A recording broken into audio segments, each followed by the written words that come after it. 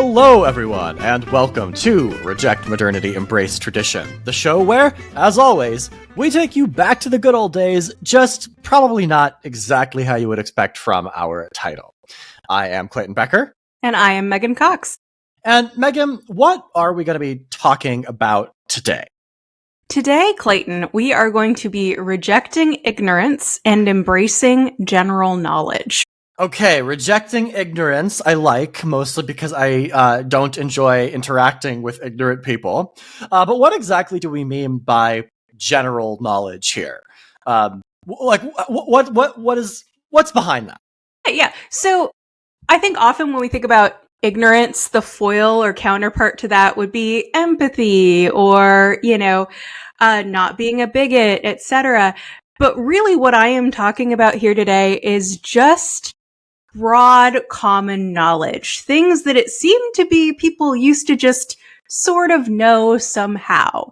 And now they just don't. We have, it seems to me, a thinner base of understanding, a thinner amount of common knowledge between people in our society than was really the case in previous generations. And of course, when I have that observation, I say, am I just being old? Am I shaking my fist at the clouds? Or is there actually data to back this up? And can I think of a way to fix it if there is data?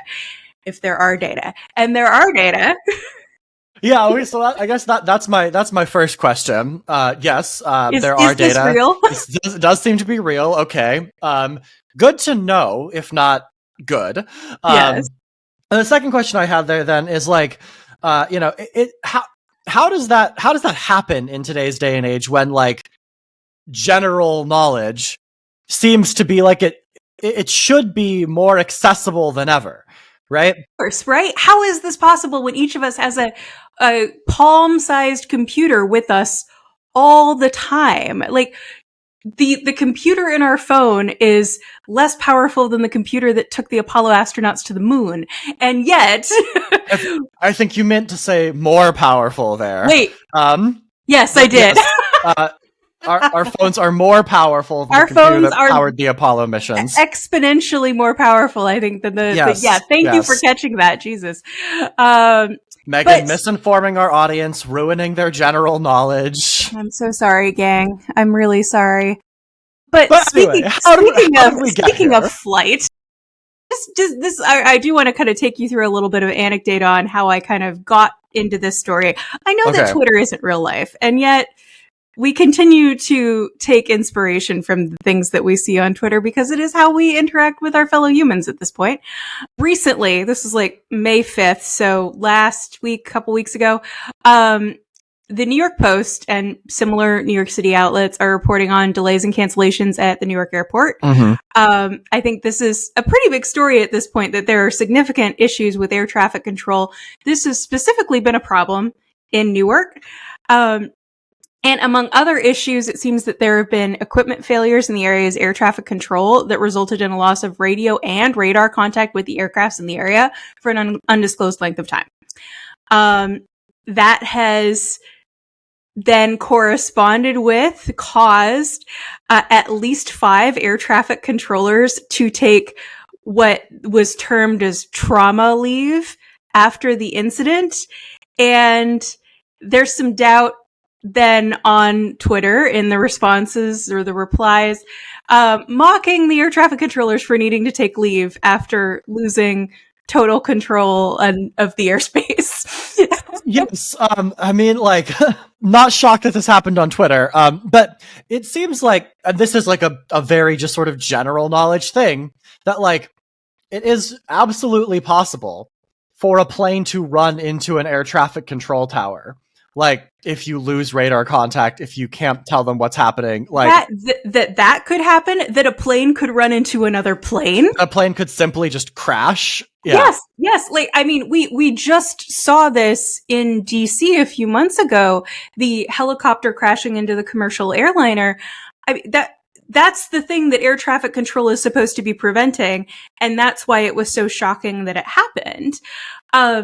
So the idea that losing control like that would cause distress to people who do the job, I think is not far-fetched. And again, this isn't an episode about empathy and a lack of empathy in our society, but just to see the causal chain that could take you from, I am being expected to continue to keep everyone alive without the tools necessary to do so, and if I fail, all of these deaths will be on me, to needing to take stress leave. And I don't know if it's the term trauma, we used to call that stress leave, and it was just using your sick leave for a mental health issue, really. I mean, I think even like not knowing that all of this is like the job of an air traffic controller, and then also not having the general knowledge. And I don't know where I picked this up. I think maybe just because, as we're going to talk about later, I just read stuff, right?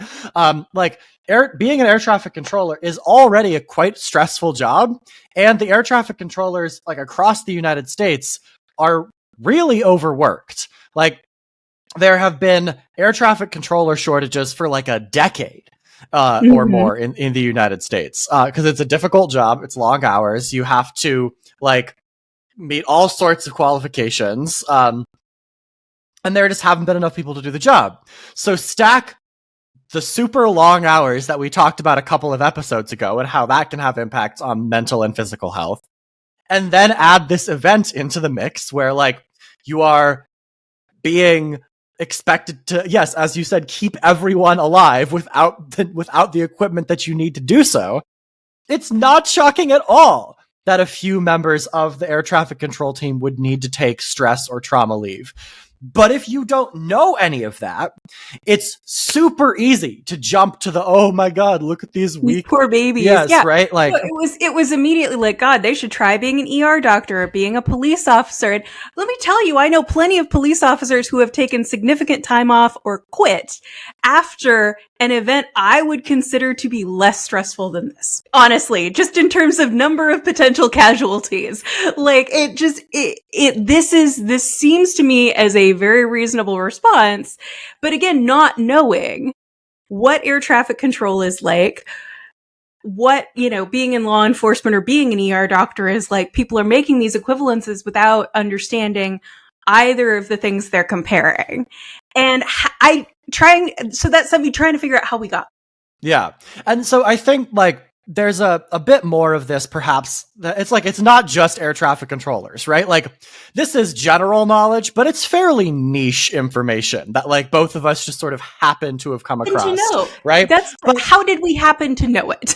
But there is this broader, like it's broader than this like niche area of focus, right? Like across all sort of manner of American institutions, across American society, you like just don't generally know what's going on behind the scenes and all of the things that are like super necessary for just like the basic functioning of society to continue as you take it for granted. Absolutely. We talked about this in our state capacity episode, right? People have no idea all of the things that government is doing to keep them safe on a day-to-day basis.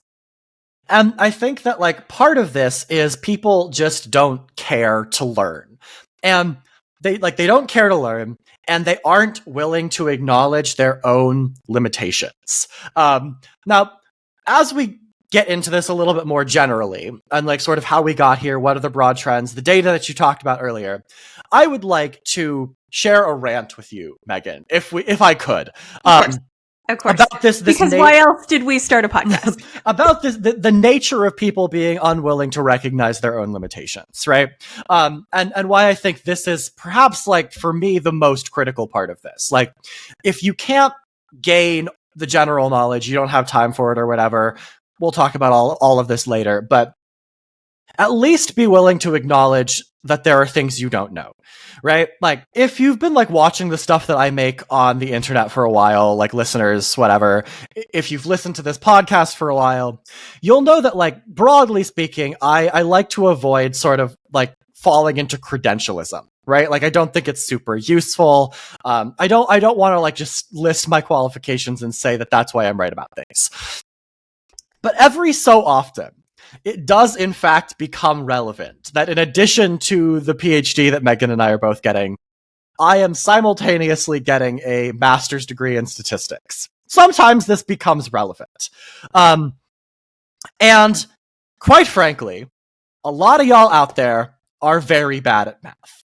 A lot of you do not know what you're talking about. Math is hard for you, and you are unwilling to acknowledge that fact. It is extraordinarily annoying for me, as someone who is conservatively very good at math, like probably top 5 to like 1% of people in the country at doing math. When you are coming into my comments, coming on like the comments on these videos, like replying to me on like Twitter and Blue Sky and stuff, not having a fucking clue what you're talking about. And the thing is, y'all, It's not necessarily math. y'all, It's like not knowing the formula for per capita GDP requires you to divide by population.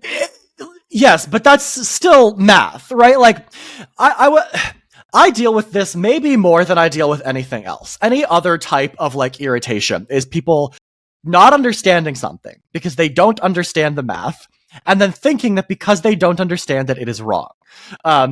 And this is extraordinarily irritating to me. And like, quite frankly, I need more of you to acknowledge that you are bad at math. There's nothing wrong with being bad at math, right? Most people are not good at math, right? Most people don't make it to like graduate level statistics. Most people don't even make it to like high school calculus, right? It is totally fine not to be great at math. But as this broader like trend of distrust in experts in American society has continued over the like last several decades, we've reached the point where people seem to be like distrustful of like basic mathematical facts. And that is extraordinarily irritating to me. Like, if you don't understand the term per capita, if regression modeling is a foreign concept to you, if it's tricky for you to like divide two numbers and successfully convert them into a percentage, like if you have not heard of the concept of there being different kinds of distributions, if you do not know what I mean when I say the term z-score, then please, for the love of God, shut your mouth when you're talking to me. Like, actually listen to experts in this particular case, because this is just math. I understand, maybe, being distrustful of experts in other fields, but this, I think, is like the clearest, most insane iteration, most insane manifestation of this distrust of experts, this lack of acknowledging our own ignorance, is being like, I don't understand the term per capita, and therefore the term per capita is wrong. It is fucking nuts to me, and I need people to stop doing it. Okay, rant over. It is there's a couple of concepts that I do want to talk about, one of which is very clearly implicated by that rant.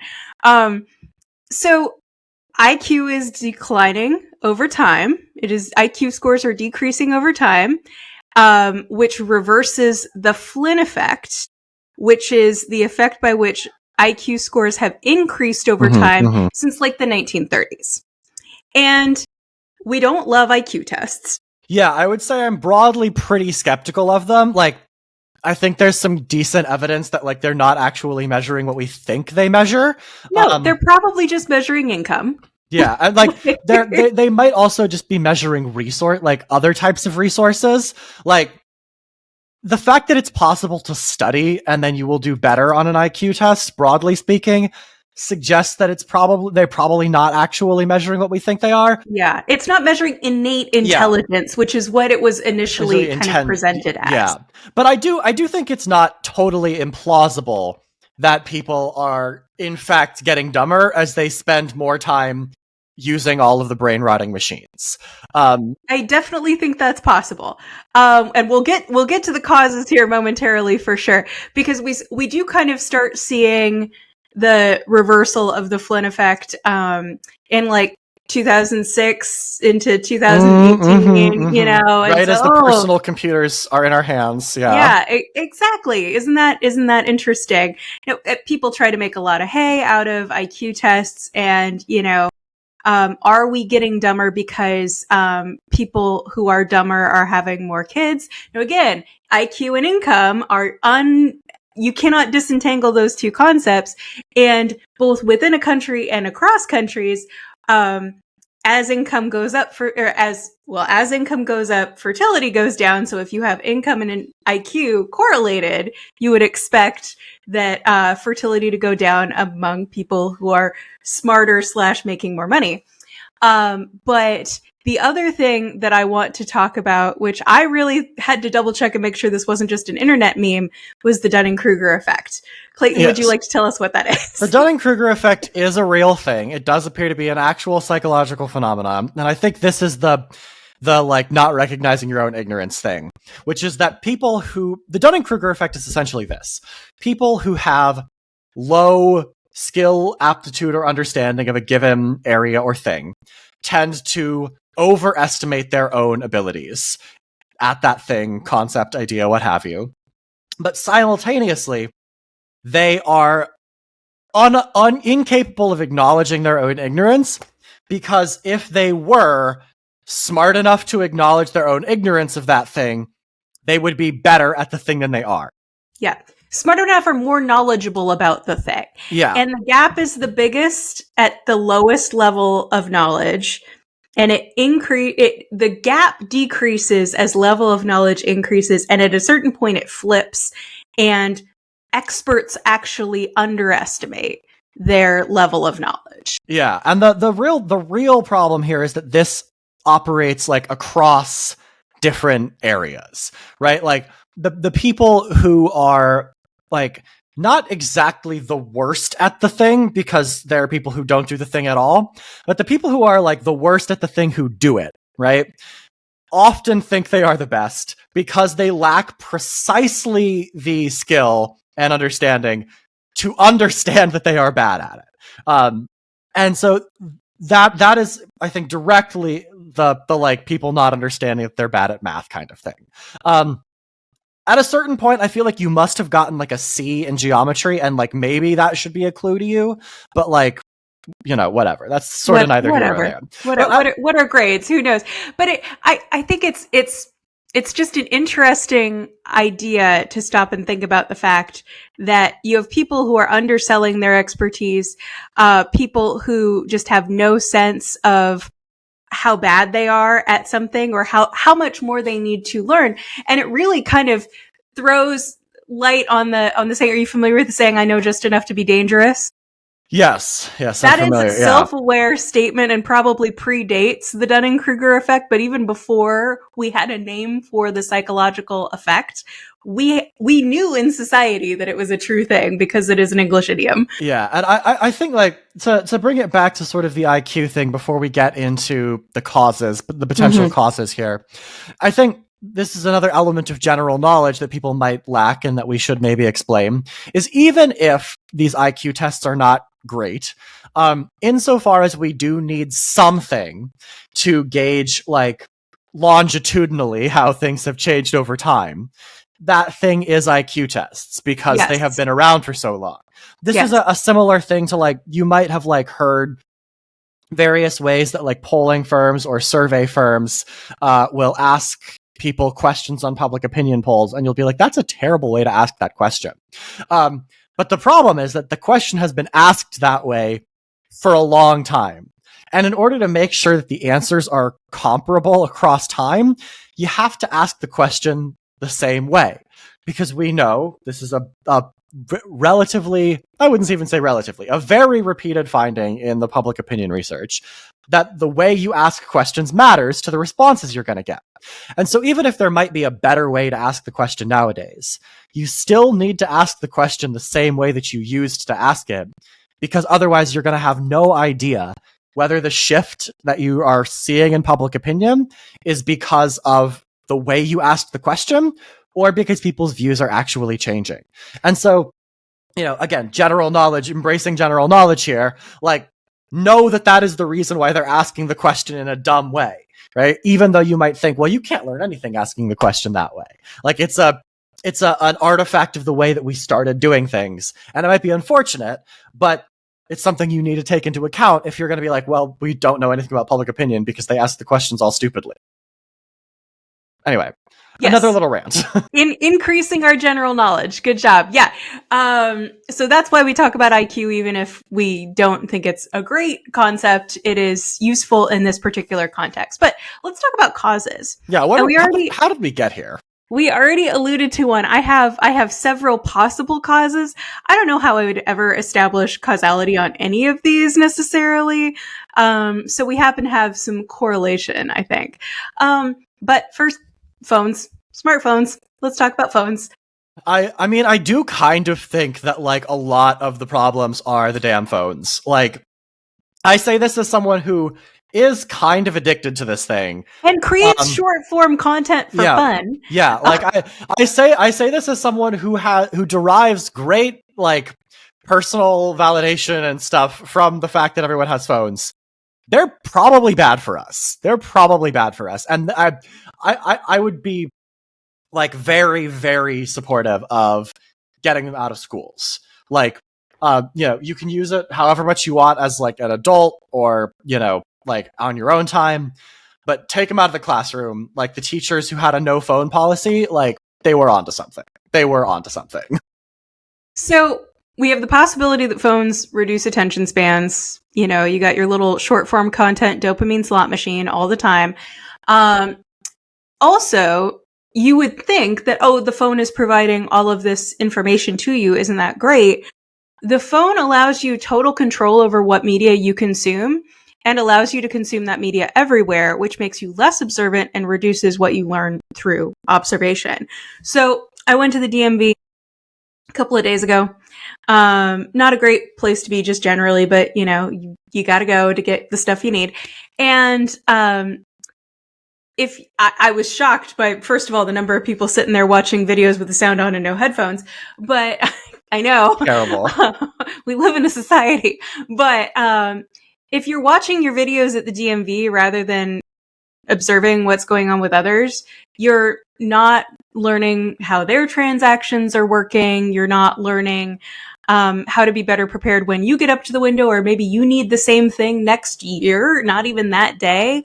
You're like, oh yeah, I heard that lady get told that she needed to bring the car she needed to register with her, and she didn't, and she had to come back. And even though that's not actually on the list of things on the website, I need to do that next time.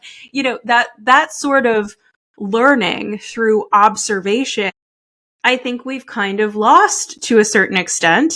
It also reduces in-person interaction if everybody's on their phones. And I think, in contrast to sort of the, like, well, you have all of the knowledge you could need at a fingertips reach, that, like, makes it way easier for you to avoid thinking about things. Yes. Right? And, like, developing that sort of critical thinking muscle. Like, yes, just absolutely. to share a little story. Like, our good friend Josh Getz and I went on a run this morning around my neighborhood. And we were, like, talking about, we're going to do some hill repeats. And we were, like, thinking, well, what is the grade of a hill exactly? How do you calculate the grade of a hill? And if we'd just been, like, sitting in my apartment, we would have looked up, how do you calculate the grade of a hill, right?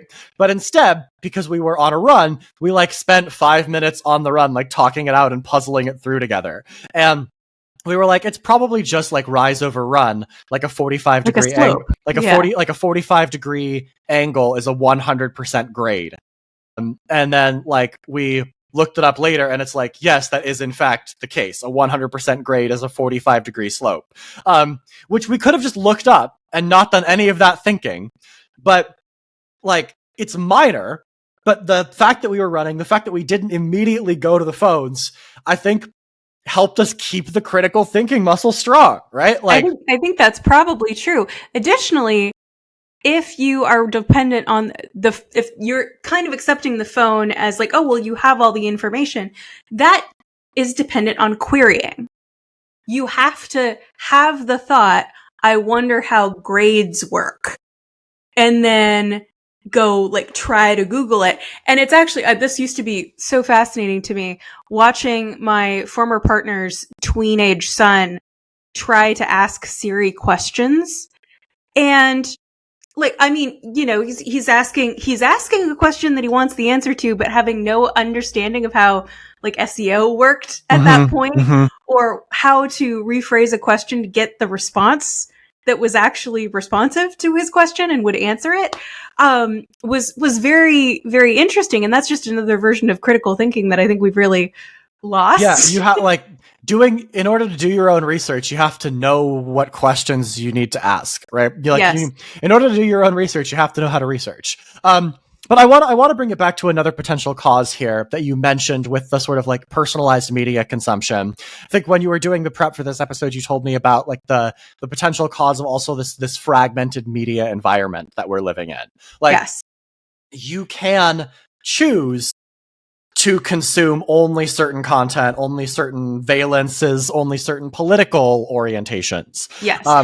And I think when we talk about fragmented media content, we tend to talk about it in that political context of you can choose Fox or CNN or MSNBC or Jacobin or whatever.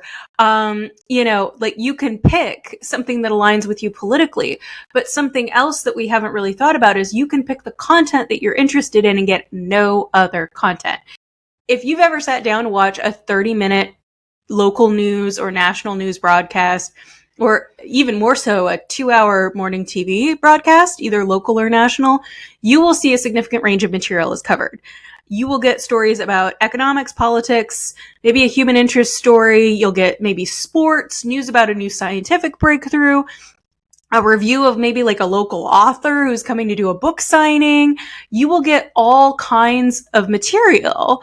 Whereas if you are only interested in the political news, if you choose to watch All In with Chris Hayes and that's it, great show, love it, you're only getting political news and you're not necessarily getting news about the new Alzheimer's research or whatever. Or if you're only interested even in like totally non-political stuff, you're only interested in the sports scores. Like, you can look up, like what happened in the NBA playoffs last night on your phone. Absolutely. Back in the day, you could just watch Sports Center, but now I can get the sports scores. I can get the scores on Twitter. It's like you only need to interact with the information that you're directly looking for. There's a lack of the opportunity, perhaps, just the happenstance of coming across information by way of it, like being on in the general background. There's an interesting study from the 1980s from Shanto Iyengar and Don Kinder. I'm not sure of the first name. Don Kinder, where they find that like they like have people watch news broadcasts, right? Like, and they try to make these broadcasts like as reasonable and like realistic as possible. Like, they allow people to like bring their families into the like a living room set, like a laboratory environment. Yeah. So like people are only sort of like vaguely paying attention to the news, even, right? Because they're like playing with their kids, they're talking to their spouse. Even then, they find pretty significant effects on like how important and how knowledgeable people are about the things that they put in the newscasts that they constructed for people.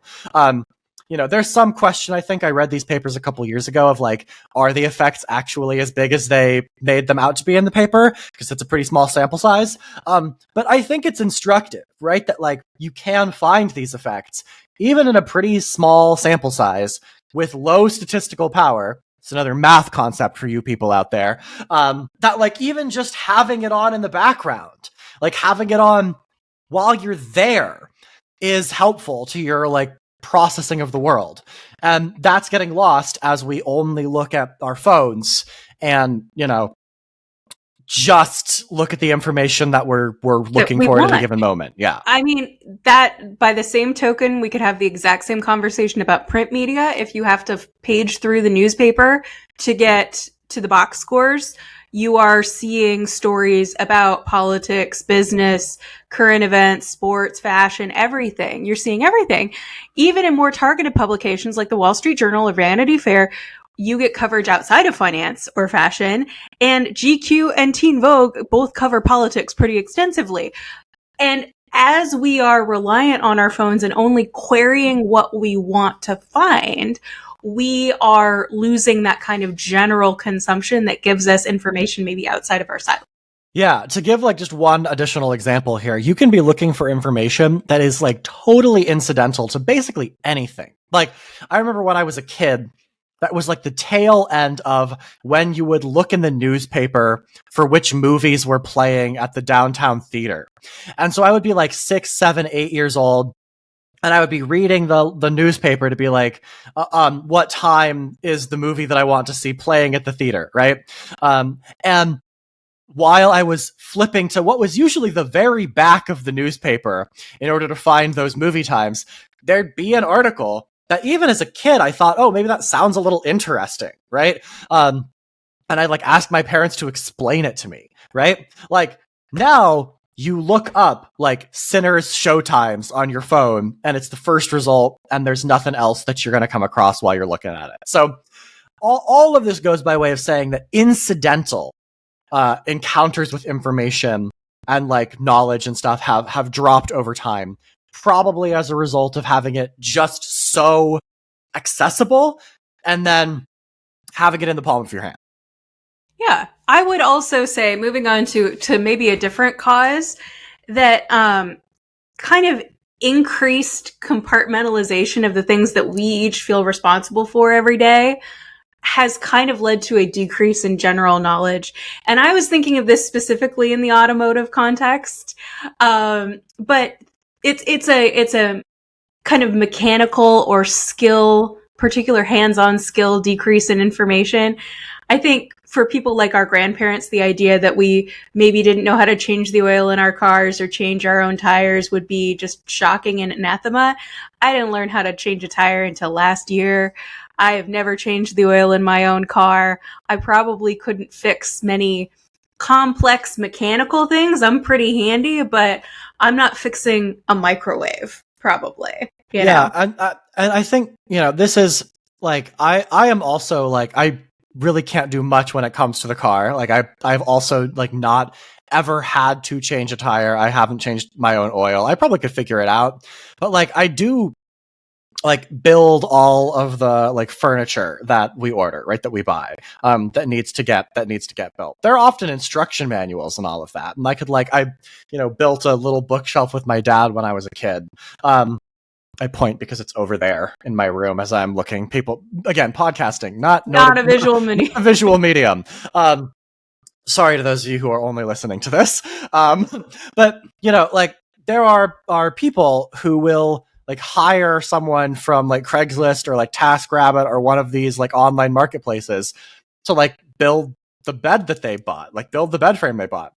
And that's just weird to me, right? Like, and I understand that maybe people do it because they don't have time. They don't feel like like the effort of learning to do this is correct. But that economic compartmentalization means that like if you can't get that person, or if there's an instance where you actually have a problem that needs to be solved then and there, you're not going to be able to do it.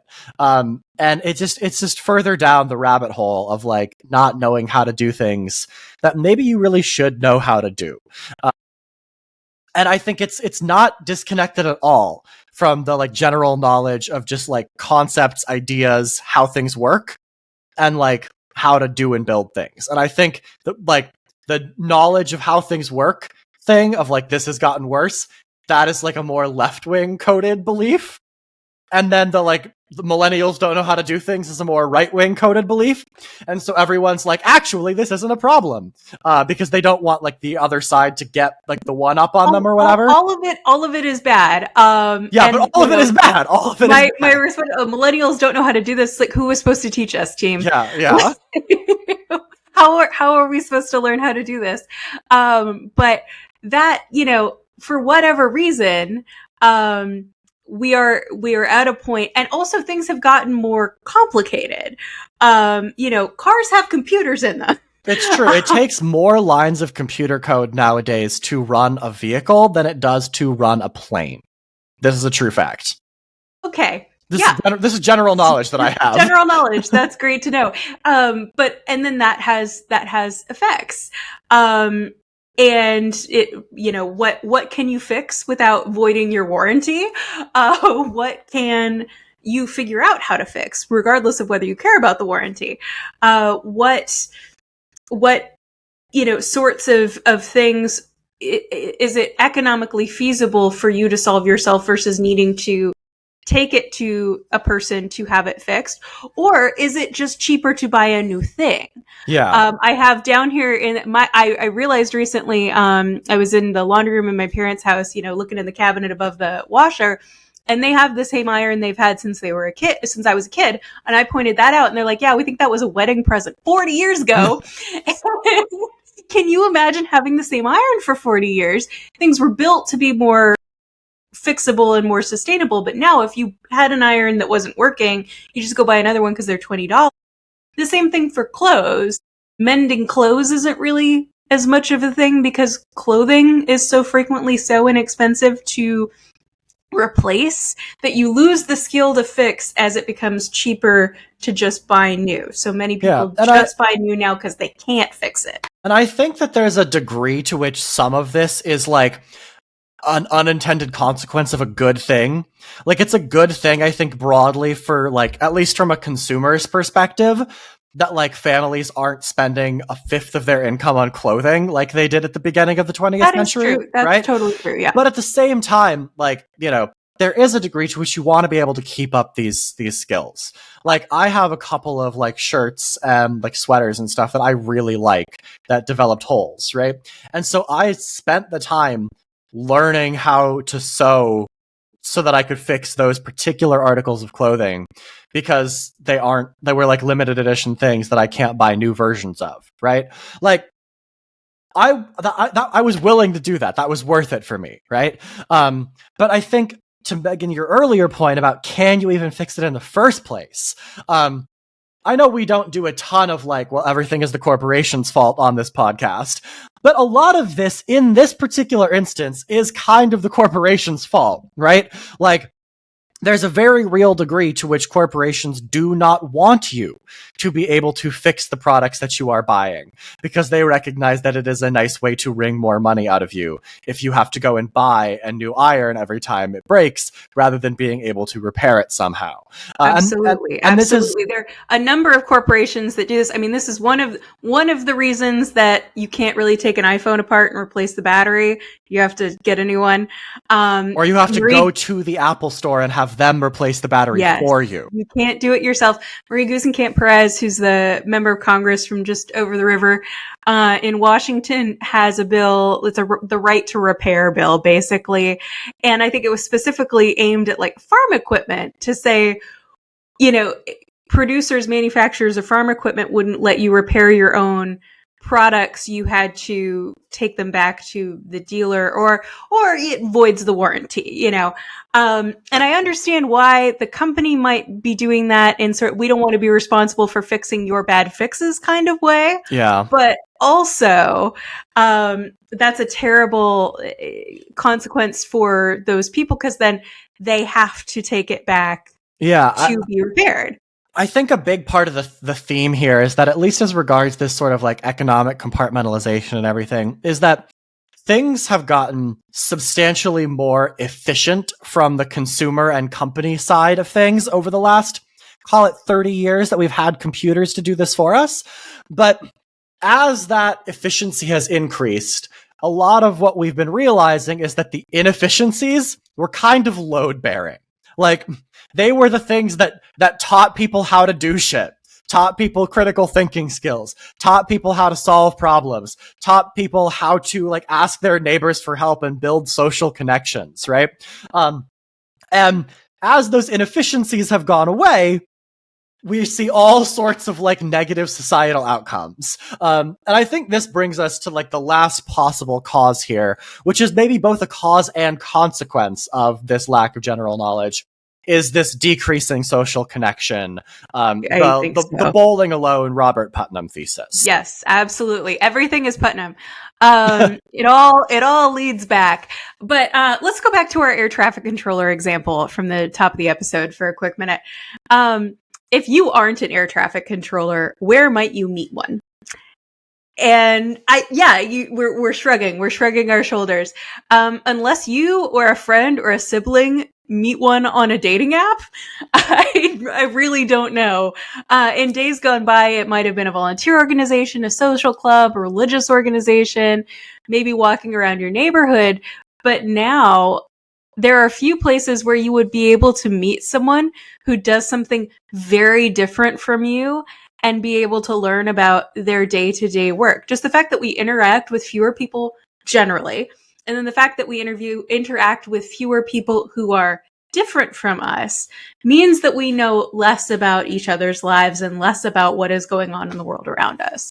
Yeah, and it's sort of one of those things where it's like, as we talked about, how would you know that being an air traffic controller is a stressful job? How would you know that air traffic controllers are dramatically understaffed and often work crazy hours? One of the ways you might know that, and again, I don't remember where I got this information from. I can tell you. I can tell you how I figured this out.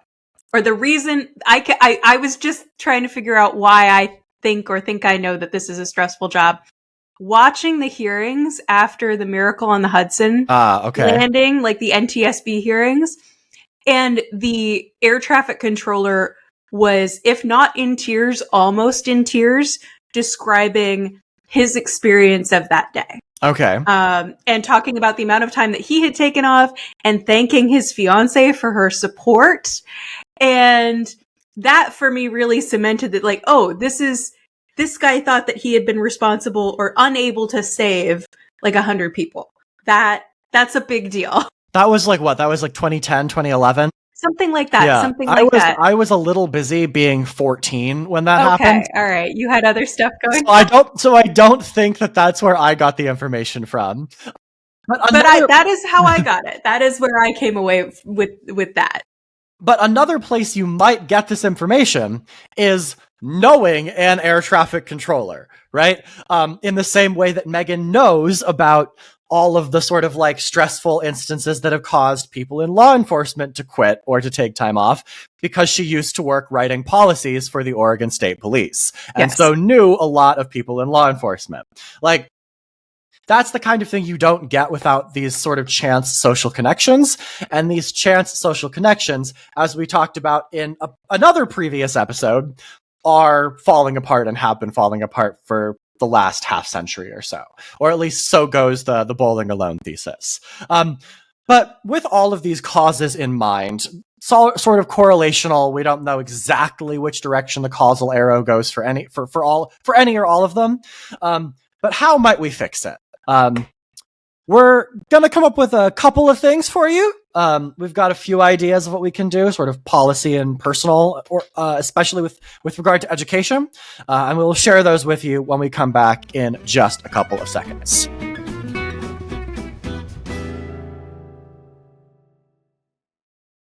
All right, welcome back, everyone. When we left you, we were bemoaning the lack of general knowledge in our society and brainstorming some causes. But the good news is we do have a few suggestions where we might be able to help ameliorate this. That being said, there's nothing you can do really to fix stupid on the internet. Yes, emphasis on the moaning part of bemoaning. I know I was ranting at you guys a little bit. I cannot promise I will not continue ranting at you guys a little bit. But I think perhaps when you consider that I routinely have to interact with some of the internet's dumbest humans, maybe you can understand my, let's call it passion for this subject a little bit more. But with that in mind, Megan, how do we... Basically, the upshot of the first half of the episode is... we've narrowed our focus. We've narrowed what types of information we encounter. We're not giving ourselves the opportunity to have chances for critical thinking, development, and reinforcement. So what can we do to fix that broad problem? Well, I think, again, kind of coming back to the idea that you can't fix other people necessarily, especially not with these initial few suggestions that we're going to have, which are more about personal behavior, but just being aware that in yourself or in the people in your immediate circle, this may be a trap that you are falling into. Make media consumption great again. I would say read your local paper to the extent that you still have one. Watch your local news.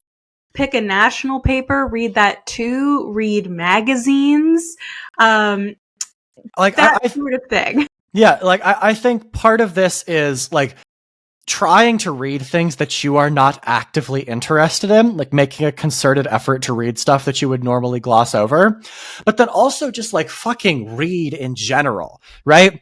Like one of the reasons why people don't read articles, don't read magazines, don't like read harder nonfiction oriented content is because they're not like reading at all. They're not reading like fiction in the first place. Like the reading skills have atrophied so far that they're like, I ain't reading all that. Like, that article says it's a 10-minute read. No, not for me, right? So just like read in general, like find a genre of books that you enjoy, even if it's something like super trashy, like kitschy romance novels, or like, I guess the male equivalent is like poorly written spy thrillers, right? Yeah. Like obviously you should try to read better stuff, but like reading trash is better than not reading at all. Quite frankly, yes. Like, this is one of those instances where, like, reading something really is better than nothing. You can't say that about everything, but you can definitely say it about this. Absolutely. I used to get, this is funny. I was a big reader as a kid, which I'm sure is a shock given that I'm doing a PhD. And I cannot overstate how much general knowledge I picked up from just like historical fiction. And you know, with varying degrees of accuracy, but there's a lot of research that goes into many of these books, even kind of at the YA young adult level. So you do get a lot of general knowledge about the Tudors from reading Philippa Gregory, you know, that sort of thing. And it's also just like, it enhances your reading comprehension. Like, it means that when you read something that's actually a bit more complicated, you have a chance of understanding it, right? Which is retaining it. Which is not something like you hear all the time people talking about like media literacy is dead. Like, no, full just straight up literacy is in trouble in a lot of ways. Like, people can read the words and they can tell you what they said, but there are countless instances of people online that I've interacted with who just like fundamentally seem incapable of actually understanding what it is that they've read. Like, I got into an argument with someone over the last couple of weeks and months about like whether the Republicans were actually trying to cut Medicaid, and they tried to refer me to a section of the bill, like a section of the like legislative record, where they like saw amendments that were offered to the resolution in the Senate, and they were like, look, they offered a amendment to strike this part of the legislation that directs the cuts to Medicaid. And it was like, okay, go up one line to see what the vote was on that amendment.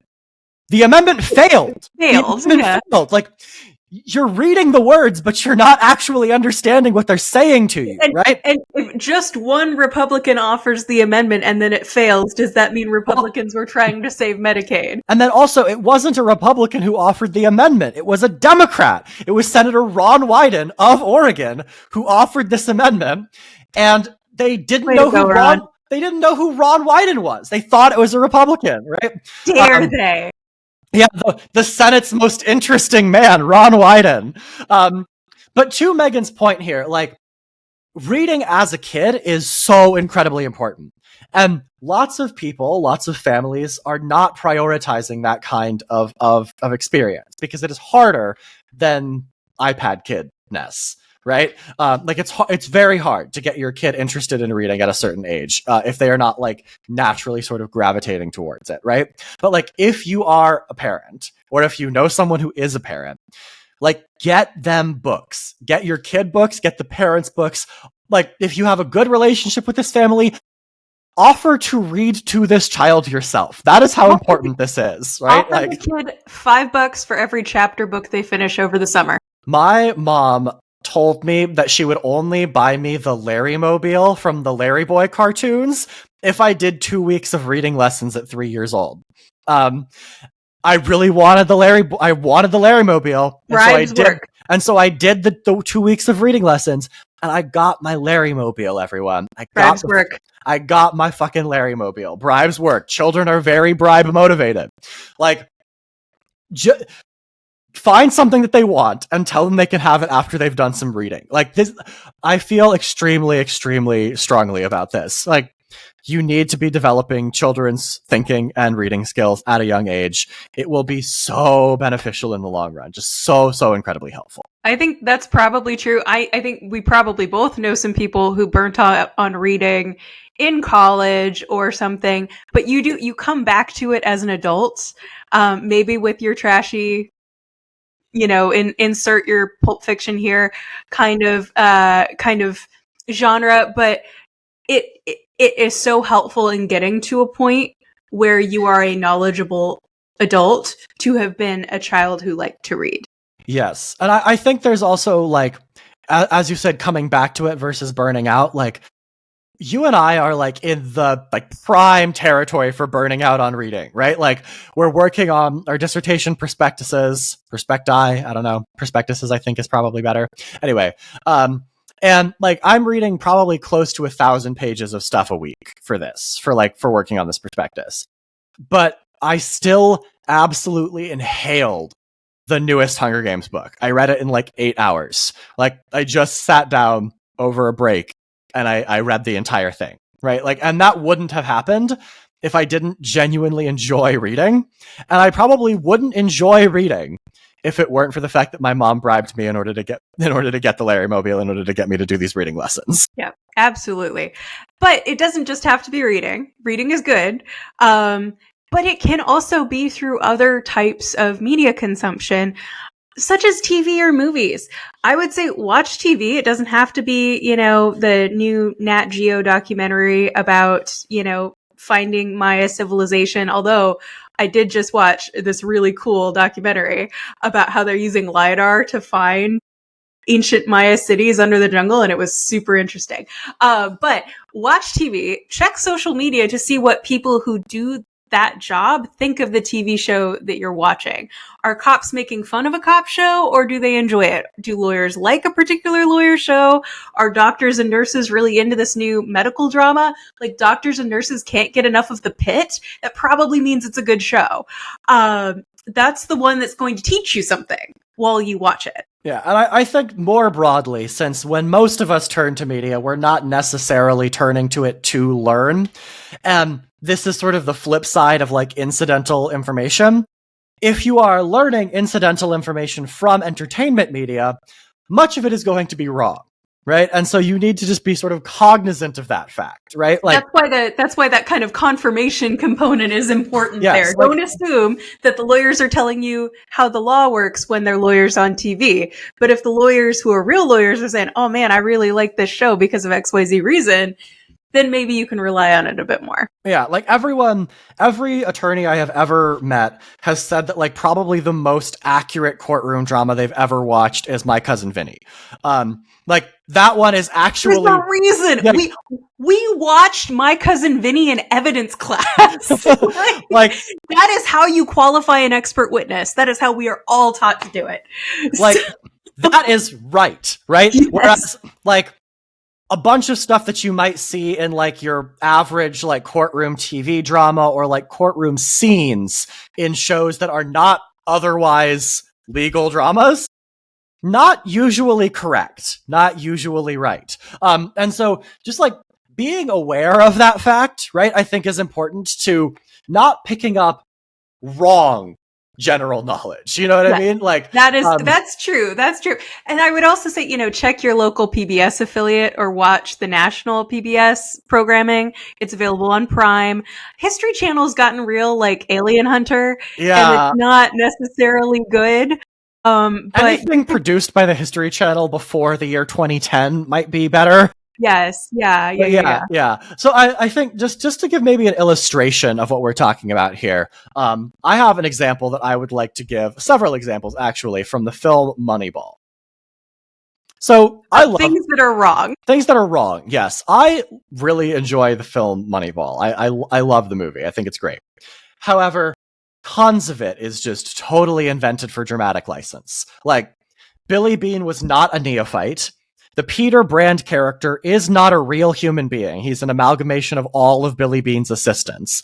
The character who he's the person who he's most based on, Paul de Podesta, was not like, he didn't poach him away from the Cleveland Indians.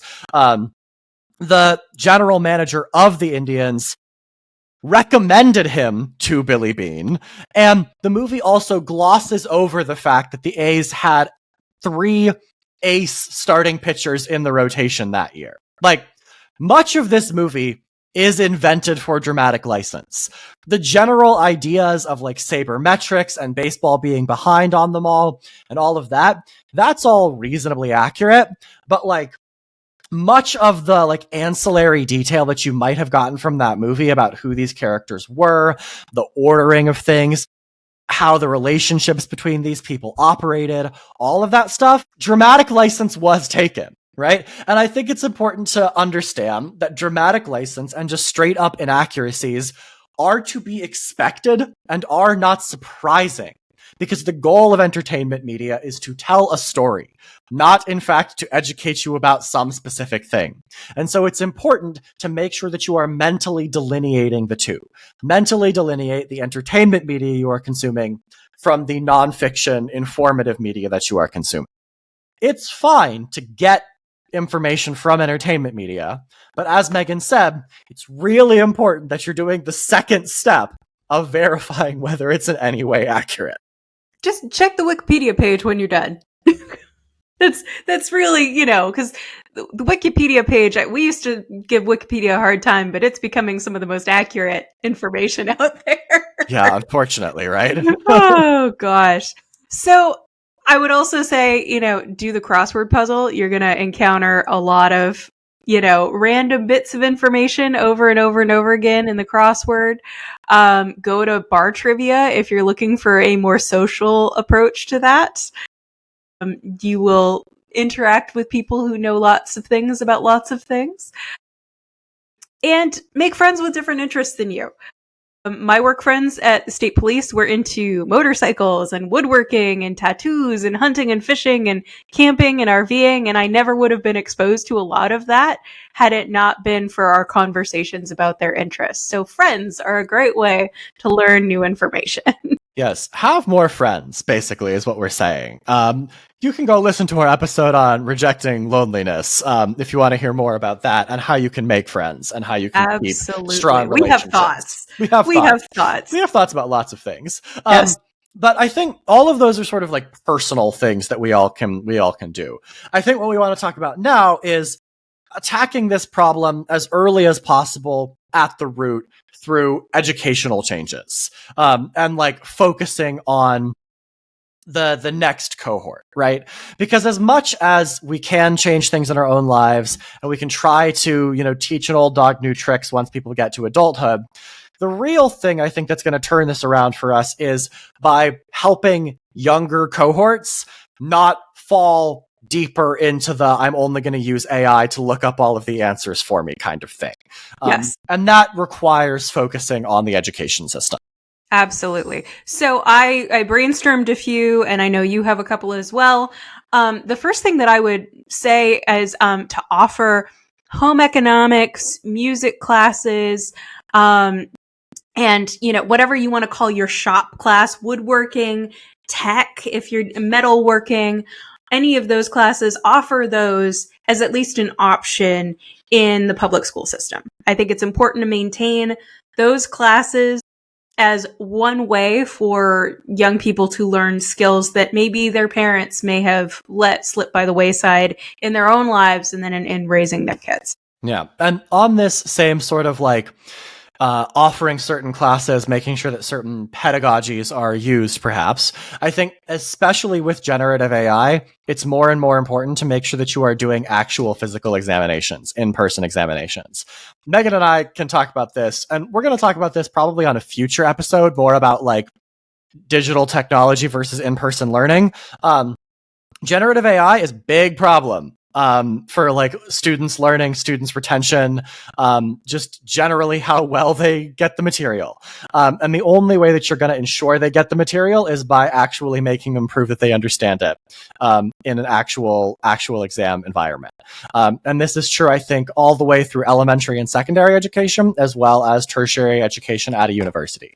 I get that it's annoying. I personally am like too old to be taking tests, right? Like, please God, do not make me study for another final, right? Like closed book exam. Right. Yeah, we took, I think the first closed book exam I had taken since the bar, which would have been 15 years previous, was 200B, Jeff Lewis's midterm.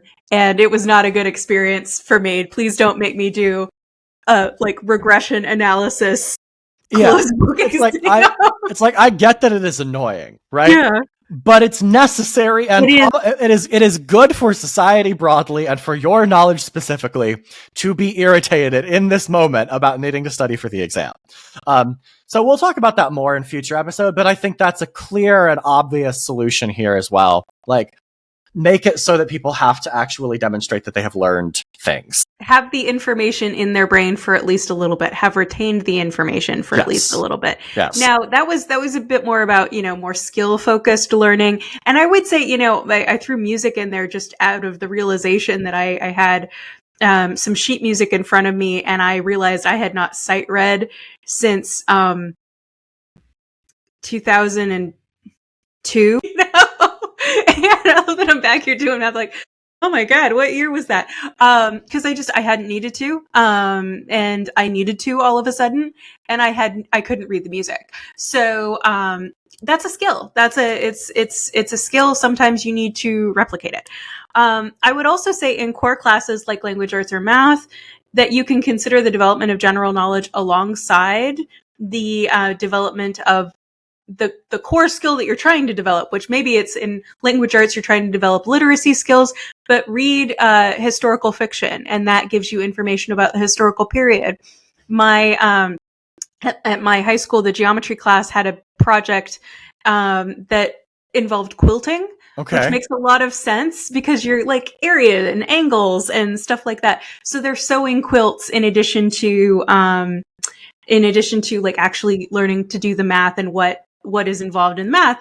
It builds an additional skill on top of the actual core mathematical concepts that they're learning. I think, like, more broadly speaking, like allowing students to, at the same time that you have testing, allowing there to be project-based learning that the students find interesting. Like, I remember in my Calculus AB class, junior year of high school, one of the final projects that we had, in addition to the final exam, was that we had to do a modeling exercise of something that we found interesting. And you had to like go and meet with the teacher, and you had to tell them what you were going to model. And then like she would help you with, how you might want to do that, whether she thinks it would work, so on and so forth. And so what I did is I modeled the growth in transfer fees for soccer players, from club to club in Europe, like both the amount that was spent in each transfer window, and then also the most expensive footballer. At the time, Gareth Bale had just moved to Real Madrid, and that was like the most expensive transfer in history. And so I modeled this out as like an exponential sort of thing. And then it showed like, oh, well, the next person who gets transferred is going to go for like 200 million euros probably. And I was like, that can't be right. That's a lot. And then the next most expensive transfer in history was Neymar from Barcelona to Paris Saint-Germain for 222 million euros. Good job. I was right. You were right. But like having that project be connected to something I was interested in at the time made me way more likely to actually take the assignment seriously, as opposed to, oh man, I gotta like model some data here, like that's boring as hell. And I think that this speaks to like a broader idea of like teaching people how to learn and teaching people to like learning is just as important as making sure that they learn, right? Like, Megan and I, like, we are not getting PhDs just because we have this like intrinsic motivation to learn. There might be some of that in there, right? Like we voluntarily chose to go to graduate school. Megan multiple times voluntarily chose to go to graduate school. But we're getting this one is terminal, I promise. But we're getting PhDs because we had professors and teachers earlier in our lives who taught us how to learn and how to like learning, how to be curious and be interested in those kinds of things. And, we can talk about sort of the nature of standardized testing and teaching to the test and all of that, but I don't think that those two things need to be mutually exclusive. And I think we're treating them as mutually exclusive in a way that is not helpful right now. Yes, I agree with that. I went looking for actually any studies that could discuss the impact of standardized testing on general knowledge, and it was a lot of null findings actually, that we couldn't connect standardized testing and a drop off in general knowledge. So there are definitely ways, if you've got to teach reading literacy, as I said, picking what you want to teach to increase general knowledge. You want to give students an article to read about meteorology, then that is one way to both give them information about a subject and get them reading.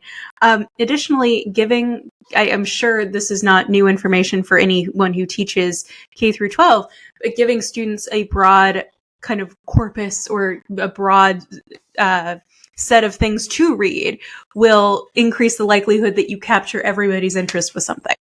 Yeah, you don't need to be like interested in every single book that you read over the course of an academic year, but you should hopefully be interested in at least one or two of them, right? Like, I remember for my honors freshman English class, like, I was really not into like the first three things that we read. Like, I remember one of them was Angela's Ashes.